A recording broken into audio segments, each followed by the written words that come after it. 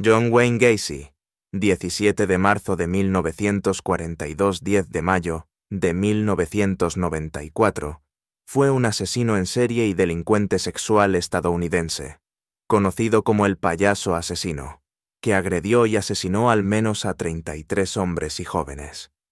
Gacy actuaba regularmente en hospitales infantiles y eventos benéficos bajo el nombre de Pogo el Payaso o el Payaso de los Parches, personajes que había creado. Según Gacy, cometió todos sus asesinatos en su casa de campo cerca de Norwood Park, un suburbio de Chicago, Illinois. Generalmente, atraía a sus víctimas a su hogar y luego, bajo el pretexto de mostrarles un truco de magia, las engañaba para que se pusieran esposas. Luego, agredía y torturaba a la persona esposada hasta matarla por asfixia o estrangulación con un garrote. 26 de sus víctimas fueron enterradas en el espacio de su casa, mientras que 3 más fueron enterradas en otro lugar de su propiedad. Los restos de 4 personas fueron desechados en el río Des Plaines. Gacy fue condenado en 1968 por sodomía de un adolescente en Waterloo, Iowa, y recibió una sentencia de 10 años de prisión, aunque solo cumplió 18 meses. Cometió su primer asesinato en 1972, y para finales de 1975 había asesinado a 2 más, y al menos a 30 víctimas adicionales después de divorciarse de su segunda esposa en 1976. La investigación sobre la desaparición de Robert Piest, un adolescente de Des Plaines, llevó a la detención de Gacy el 21 de diciembre de 1978. Su condena por 33 asesinatos, cometidos por una sola persona, se convirtió en la más alta en la historia legal de Estados Unidos. Gacy fue condenado a muerte el 13 de marzo de 1980. Durante su tiempo en el corredor de la muerte en el Centro de Corrección de Menard, pasó la mayor parte de su tiempo pintando. Finalmente, fue ejecutado el 10 de mayo de 1994 en el Centro de Corrección de Stateville mediante inyección letal. Infancia. John Wayne Gacy nació en Chicago, Illinois, el 17 de marzo de 1942, como el segundo hijo y único varón de John Stanley Gacy. Su padre era mecánico y veterano de la Primera Guerra Mundial, y su madre era ama de casa. Gacy tenía ascendencia polaca y danesa, y su familia era católica. Sus abuelos paternos, quienes escribían su apellido como Gatza o Gaka, emigraron de Polonia, que en ese momento formaba parte del estado de Prusia, Alemania, a Estados Unidos. Infancia.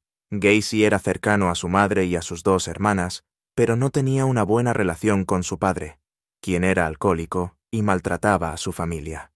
Su padre lo menospreciaba y a menudo lo llamaba tonto y estúpido, comparándolo de manera inapropiada con sus hermanas. Uno de los primeros recuerdos de Gacy fue que su padre lo golpeó con un cinturón de cuero por haber desarmado accidentalmente un motor de automóvil que él había ensamblado.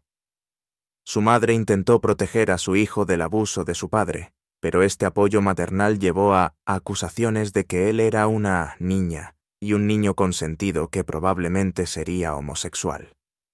A pesar de este maltrato, Gacy seguía queriendo a su padre, pero sentía que nunca era suficientemente bueno para él. En 1949, se informó al padre de Gacy que su hijo y otro niño habían sido arrestados por tocar inapropiadamente a una niña joven. Como castigo, su padre lo golpeó con un cinturón. En el mismo año, un amigo de la familia y contratista a veces acosaba a Gacy en su camión. Gacy nunca le dijo a su padre sobre esto, ya que temía que lo culpara. Gacy era un niño gordo y poco atlético. Debido a un problema cardíaco, le dijeron que evitara cualquier tipo de ejercicio en la escuela. En 4º grado comenzó a experimentar desmayos. En varias ocasiones fue hospitalizado por esta razón y también en 1957, debido a una apendicitis. Gacy más tarde estimó que entre los 14 y 18 años pasó casi un año en el hospital y atribuyó su bajo rendimiento escolar y a la falta de asistencia. Su padre sospechaba que estos comportamientos eran un intento de llamar la atención y compasión, y abiertamente acusó a su hijo de fingir esta condición mientras Gacy estaba acostado en la cama del hospital. Aunque su madre, hermanas y algunos amigos cercanos nunca dudaron de su enfermedad, el estado médico de Gacy nunca fue diagnosticado de manera concluyente. Uno de los amigos de Gacy en la escuela secundaria recordó varios incidentes en los que su padre lo ridiculizaba o golpeaba sin razón. En un caso en 1957, fue testigo de cómo el padre de Gacy salió borracho del sótano de la casa y comenzó a humillarlo. Luego lo golpeó sin ninguna razón. Raíces profesionales. En 1960, a la edad de 18 años, Gacy se involucró en la política y trabajó como asistente del capitán de distrito para un candidato del Partido Demócrata en su vecindario. Esto llevó a más críticas por parte de su padre, quien acusó a su hijo de ser un patsy. Gacy más tarde conjeturó que su decisión de involucrarse en la política era en realidad una búsqueda de aceptación por parte de los demás, algo que nunca recibió de su padre. En el mismo año en que comenzó la participación política de Gacy, su padre le compró un automóvil.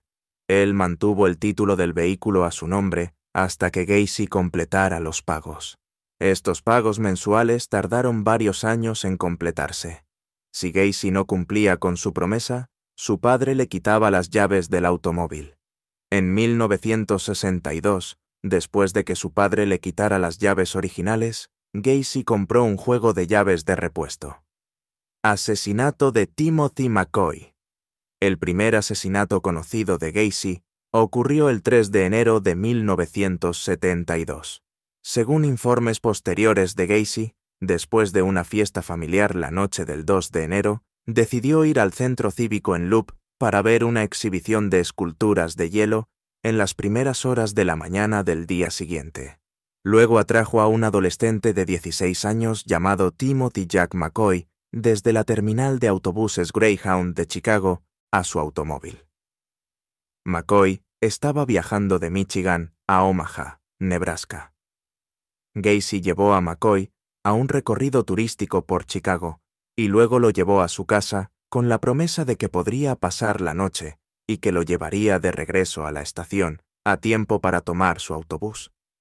Antes de ser identificado, McCoy fue conocido en los medios como el chico del autobús Greyhound. Gacy afirmó que se despertó temprano a la mañana siguiente y se dio cuenta de que McCoy estaba de pie en la puerta de su dormitorio con un cuchillo de cocina en la mano. Luego saltó de su cama y McCoy levantó ambas manos en señal de rendición, inclinó el cuchillo hacia arriba y accidentalmente cortó el antebrazo de Gacy. Gacy retorció el cuchillo de la muñeca de McCoy, le golpeó la cabeza contra la pared del dormitorio, lo pateó hacia su armario y se acercó a él. McCoy luego le dio una patada en el estómago a Gacy, haciéndolo doblarse, y luego Gacy agarró a McCoy y gritó: «¡Mamá! ¡Me equivoqué! ¡Te voy a matar!». Luego, Gacy derribó a McCoy al suelo y mientras lo mantenía en el suelo, le golpeó repetidamente en el pecho. Mientras McCoy se estaba muriendo, Gacy afirmó que lavó el cuchillo en el baño, luego fue a su cocina y vio una caja de huevos abierta y un paquete de tocino sin abrir sobre su mesa de cocina. McCoy también había puesto la mesa para dos. Había ido a la habitación de Gacy para despertarlo mientras inconscientemente sostenía el cuchillo de cocina. Gacy enterró a McCoy en su propiedad y luego cubrió su tumba con una capa de concreto. Gacy, en una entrevista varios años después de su arresto, dijo que inmediatamente después de matar a McCoy, se sintió completamente vacío, aunque señaló que mientras apuñalaba a McCoy y escuchaba sus gritos y jadeos, experimentó un orgasmo embriagador. Añadió que fue en ese momento que se dio cuenta de que la muerte era el máximo excitante. Segundo asesinato.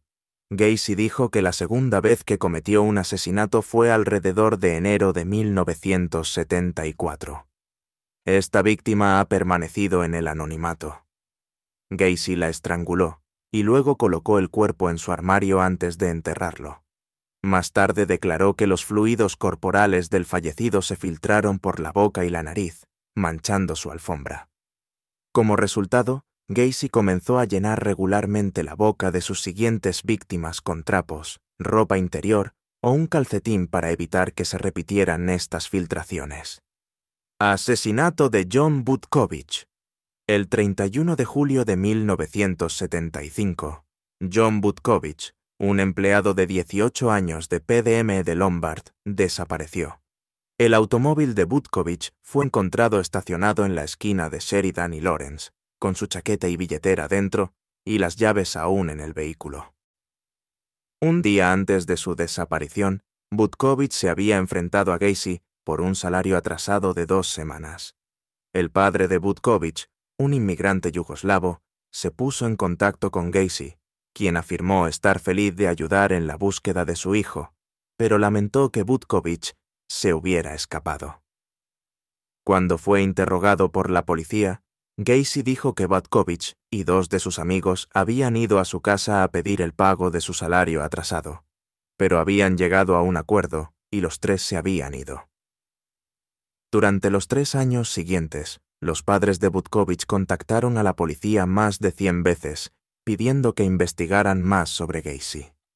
Gacy más tarde confesó que se encontró con Butkovich al salir de su automóvil en la esquina de la calle Lawrence West y le hizo señas para llamar su atención. Según Gacy, Butkovich se acercó a su automóvil y dijo: «Quiero hablar contigo». Gacy invitó a Butkovich a su coche y luego lo invitó a su casa para aparentemente resolver un problema de salario atrasado. Además del año en que su negocio se expandió, Gacy confesó que 1975 también fue un momento en el que comenzó a aumentar la frecuencia de sus viajes para tener sexo con hombres jóvenes. A menudo se refería a estos viajes como cruceros. Gacy cometió la mayoría de sus asesinatos entre 1976 y 1978, ya que después de su divorcio vivía principalmente solo. Más tarde se refirió a esos años como los años de los cruceros. Aunque Gacy era social y cívico, varios vecinos notaron cambios irregulares en su comportamiento después de su divorcio en 1976. Esto incluía verlo con hombres jóvenes, escuchar su automóvil llegar o salir en las primeras horas de la mañana, o ver las luces de su casa encenderse y apagarse en esas horas. Uno de los vecinos recordó más tarde que durante varios años, los gritos, alaridos y llantos ahogados lo despertaban a él y a su hijo, repetidamente en las primeras horas de la mañana. Reconoció que los ruidos provenían de una casa adyacente a la suya, en la calle Summerdale West. 1976. Un mes después de que se finalizara su divorcio, Gacy secuestró y asesinó a Darrell Sampson, de 18 años. Fue visto por última vez con vida el 6 de abril de 1976, en Chicago. Gacy lo enterró debajo del comedor, colocando un trozo de tela en su garganta. 5 semanas después, la tarde del 14 de mayo, Randall Wendt, de 15 años, desapareció mientras regresaba a casa desde la escuela secundaria. Horas después del secuestro de Wendt por parte de Gacy, Samuel Stapleton, de 14 años, desapareció mientras regresaba a casa desde el apartamento de su hermana. Ambos fueron enterrados juntos en el espacio de la casa, y los investigadores creen que ambas víctimas fueron asesinadas la misma noche. El 3 de junio, Gacy mató a un adolescente de 17 años llamado Michael Bonin. Desapareció mientras viajaba de Chicago a Waukegan. Gacy estranguló a Bonin con un lazo y lo enterró debajo de la habitación principal. 10 días después, Gacy asesinó a un joven llamado William Carroll. El 5 de agosto, un joven de 16 años de Minnesota, llamado James Hutchinson, fue visto por última vez hablando con su familia, probablemente desde la casa de Gacy. Hutchinson murió por asfixia. Se sospecha que Gacy asesinó a otros 2 hombres desconocidos entre agosto y octubre de 1976. El 24 de octubre, Gacy secuestró y mató a los adolescentes Kent Parker y Michael Marino. Ambos fueron vistos por última vez afuera de un restaurante en la calle Clark en Chicago. 2 días después, un trabajador de la construcción de 19 años, William Bundy, desapareció después de informar a su familia que iba a asistir a una fiesta. Bundy murió por asfixia.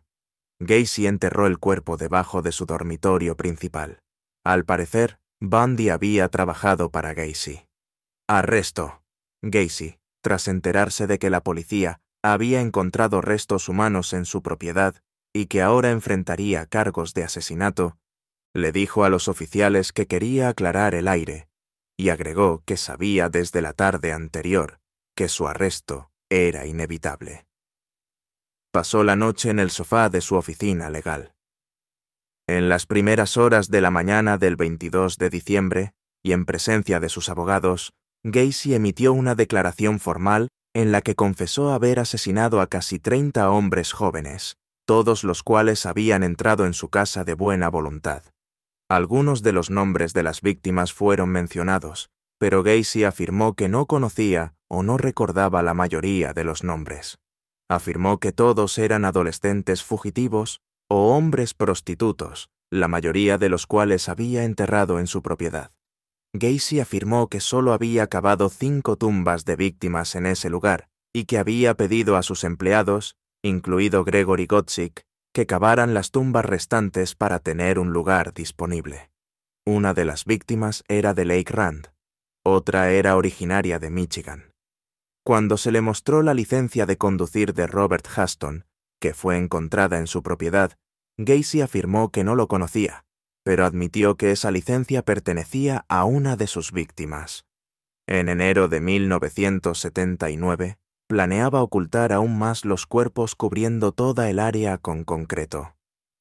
Cuando se le preguntó específicamente a Gacy sobre Piest, confesó que lo había llevado a su casa la noche del 11 de diciembre y lo había estrangulado.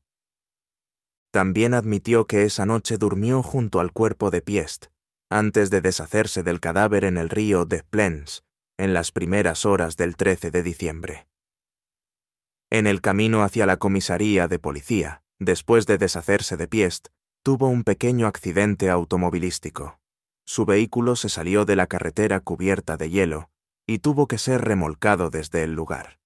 Gacy, acompañado por la policía, sus abogados y su hermana mayor, fue llevado el 23 de diciembre al puente Pimonco 55 para señalar el lugar exacto donde confesó haber arrojado el cuerpo de Robert Piest y otros 4 víctimas al río Des Plaines. Luego, Gacy fue llevado a su casa y se le ordenó marcar el suelo de su garaje con spray naranja para indicar dónde había enterrado a una persona que supuestamente había matado en defensa propia, a quien llamaba John Butkovich. Juicio. Gacy fue llevado a juicio el 6 de febrero de 1980, acusado de 33 asesinatos.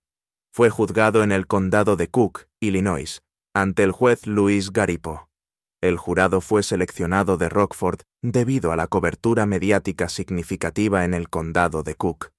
A solicitud de su abogado defensor, Gacy pasó más de 300 horas con médicos del Centro de Rehabilitación Menard en Chester antes del juicio. Se sometió a varias pruebas psicológicas ante un panel de psiquiatras para determinar si era mentalmente competente para ser juzgado. Gacy intentó convencer a los médicos de que padecía un trastorno de personalidad múltiple. Afirmó tener 4 personalidades: un contratista trabajador y cívico, un payaso, un político activo y un policía llamado Jack Hanley, a quien se refería como Jack el Malo. Cuando Gacy confesó a la policía, alegó que estaba narrando los crímenes de Jack, quien despreciaba la homosexualidad y veía a los hombres prostitutos como débiles, tontos y despreciables. Sus abogados decidieron declarar a Gacy no culpable por locura en relación con los cargos en su contra. Presentando a Gacy como un personaje de Jekyll y Hyde, la defensa consistió en varios expertos psiquiátricos que lo habían evaluado. 3 expertos psiquiátricos testificaron en el juicio de Gacy, diagnosticándolo con esquizofrenia paranoide y múltiples personalidades. Los fiscales presentaron el caso de que Gacy estaba cuerdo y tenía control total sobre sus acciones. Para respaldar esta afirmación, trajeron varios testigos para testificar sobre las acciones deliberadas de Gacy y sus esfuerzos en ese momento para evadir el diagnóstico. Esos médicos refutaron la afirmación de los médicos de la defensa sobre la personalidad múltiple y la locura. Cram y Rossi testificaron que Gacy los había obligado a cavar zanjas de drenaje y a esparcir bolsas de cal en su casa. Ambos dijeron que Gacy los observaba periódicamente para asegurarse de que ellos y otros empleados no se desviaran de los lugares precisos que él había marcado. Condena a muerte. Tras su condena, Gacy fue trasladado al centro de rehabilitación Menard, donde permaneció en el corredor de la muerte durante 14 años. El 15 de febrero de 1983, Henry Brisbois, uno de los prisioneros condenados a muerte conocido como el asesino de I-57, apuñaló a Gacy en la parte superior del brazo con un objeto afilado mientras Gacy participaba en un programa de trabajo voluntario. William Jones, el segundo prisionero condenado a muerte herido en este ataque, sufrió una herida superficial en la cabeza. Ambos fueron tratados en el hospital de la prisión por sus lesiones. Apelación. Después de ser encarcelado, Gacy leyó varios libros de derecho y presentó numerosas apelaciones, aunque no tuvo éxito en ninguna de ellas. Sus solicitudes se referían a temas como la validez de la primera orden de registro emitida a la policía de Des Plaines el 13 de diciembre de 1978 y su objeción a la defensa de locura de sus abogados en su juicio. Gacy también alegó que, aunque tenía algo de información sobre 5 asesinatos, los de McCoy, Botkovich, Gotzik, Schick y Piest, los otros 28 asesinatos fueron cometidos por empleados que tenían la llave de su casa mientras él estaba ausente por viajes de trabajo. A mediados de 1984, la Corte Suprema de Illinois confirmó la condena de Gacy y su ejecución por inyección letal el 14 de noviembre. Su abogado defensor, Richard Kling, argumentó que Gacy había recibido una representación legal ineficaz durante su juicio en 1980. Ejecución. En la mañana del 9 de mayo de 1994, Gacy fue trasladado del centro de rehabilitación Menard al centro de rehabilitación Stateville, en Crest Hill, para ser ejecutado. Esa tarde, se le permitió tener un picnic privado con su familia en el patio de la prisión. Gacy pidió como última comida un balde de KFC, una docena de camarones fritos, papas fritas, fresas frescas y una Coca-Cola dietética. Esa noche, antes de ser escoltado a la sala de ejecución de Stateville para recibir una inyección letal, rezó con un sacerdote católico. Antes de que comenzara la ejecución, los productos químicos utilizados para llevar a cabo la inyección letal se solidificaron inesperadamente, obstruyendo el tubo Q-TOMI que se utilizaba para administrar los químicos en el brazo de Gacy, complicando el proceso. Las cortinas de los testigos de la ejecución se bajaron mientras el equipo de ejecución cambiaba el tubo obstruido. Después de 10 minutos, las cortinas se volvieron a abrir y se reanudó la ejecución. Todo el proceso duró 18 minutos. Los especialistas en anestesia atribuyeron este problema a la falta de experiencia del personal penitenciario en la ejecución de la pena de muerte, afirmando que si se hubieran seguido los procedimientos correctos, nunca habría ocurrido este tipo de complicaciones. Este error aparentemente llevó a Illinois a adoptar un método alternativo para la inyección letal. Sobre este asunto, uno de los fiscales del caso de Gacy, William Kunkel, comentó: «Él muere mucho más fácilmente que cualquiera de sus víctimas». Según informes publicados, Gacy fue diagnosticado como un psicópata que no mostró remordimientos por sus crímenes.